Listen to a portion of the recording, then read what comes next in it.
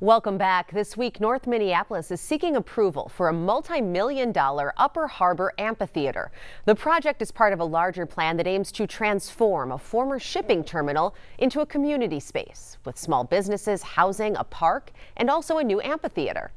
They are planning to construct an 8,000 to 8,500 seat amphitheater. It's a combination of standing room and seats, and that will operate from a concert schedule roughly from May to September, possibly October.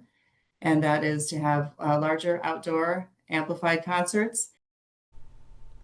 Well, summer evening walks are the perfect time to enjoy the little free libraries that have popped up across the Twin Cities. But Boyd Huppert recently heard about one in Minneapolis with a special backstory, honoring the legacy of a 5-year-old book lover. It was one of the first things they noticed upon moving to South Minneapolis. There's just these little libraries all over. Lauren and Mike Solom's son Freddie loved the libraries. Good night, little monster. That's Freddie sharing a story with his little sister Hattie. Little kid. For Freddie, little libraries were like finding hidden treasure. So we would, of course, have to stop at every single one and look inside of them. But how disappointed Freddie be when the libraries were missing kids' books? Pretty bummed. Started complaining a lot. We'd have to find the next library to see if there was something else in there for him. For a year now, the neighborhood libraries have been missing Freddie. He was 5. Yeah.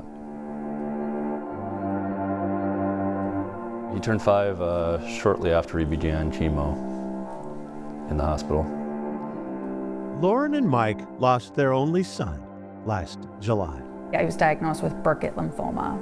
It was a brutal 8 months, to say the least.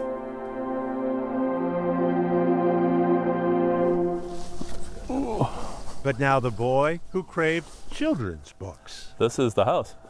This is the fun house. is about to make sure his neighborhood never runs out. What do you think? We've got our first bag of books. Here, she put the little ones up top. As much as Freddie enjoyed reading, Unicorn. he also loved sharing. Bruce the Bear books were Freddie's favorites. Sharing that will now extend to kids he didn't even know. Here, oh yeah, How to Train a Porcupine. That's how Freddie learned how to go potty. And not just his books. His trinkets. Freddie craved collecting, sorting, and giving away what he called his trinkets. These are trinkets. This is the Funhouse warehouse. And then she put the toys in. Freddie's Funhouse has an attic for Freddie to share his trinkets too. Just keeping that spirit going. Margaret Munson Yeah. at Children's Minnesota suggested the library, then found a carpenter who volunteered to build it. You want to go up here? Recognizing the tenderness of this moment, You want to do more toys? Freddie's grandparents are giving his parents and sister space.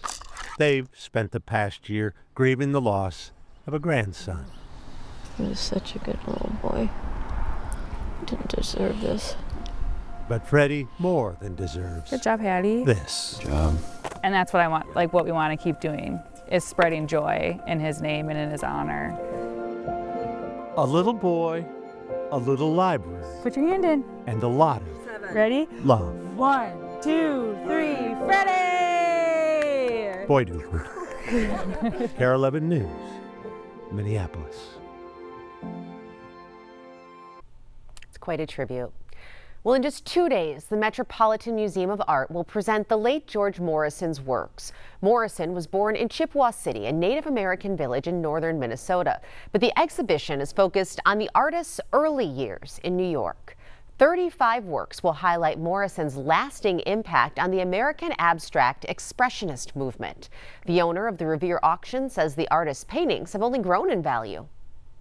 5 or 6 years ago at auction, these used to go for around $8,000 to $12,000. Today, we're looking at $30,000 to $50,000. Morrison's exhibit will open at the Met in New York this Thursday and will last until May 31st, 2026. Tonight on KARE 11 News at 10, learn more about his contributions to the art world and why he's getting even more widely known after his death. Stick with us. There's more news and weather coming up after the break.